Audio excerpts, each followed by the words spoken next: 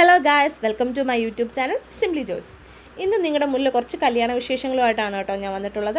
ഇന്ന് നിങ്ങളെ ഞാനൊരു കല്യാണത്തിന് കൂട്ടിക്കൊണ്ടുപോകാൻ പോവാം. വേറെ ആരുടെയല്ല, എൻ്റെ സ്വന്തം അനിയത്തിയുടെയാണ്, എൻ്റെ കസിൻ സിസ്റ്ററിൻ്റെ കല്യാണമാണ്.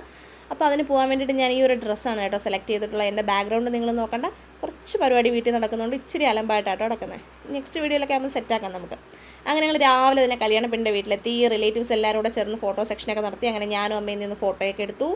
ഇതാണ് പെണ്ണിൻ്റെ കംപ്ലീറ്റ് ഫാമിലി, അപ്പനും അമ്മയും സഹോദരിയും ഭർത്താവും കൊച്ചും എല്ലാം ഉണ്ട് അതിൻ്റെ അകത്ത്.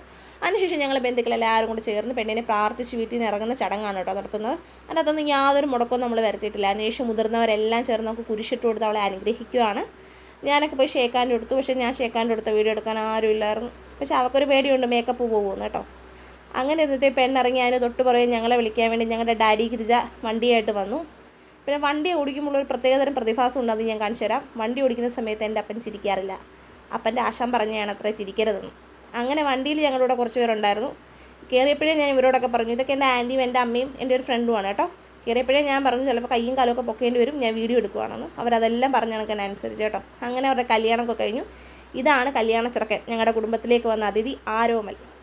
അങ്ങനെ അതെല്ലാം കഴിഞ്ഞ് കിട്ടിയ സമയത്ത് ഞാൻ പുറത്തിറങ്ങി കുറച്ച് നേരം ഇരുന്ന് നിന്നൊക്കെ ഫോട്ടോസൊക്കെ എടുത്ത്. ഇതേ കൂടെ അമ്മയുണ്ട്.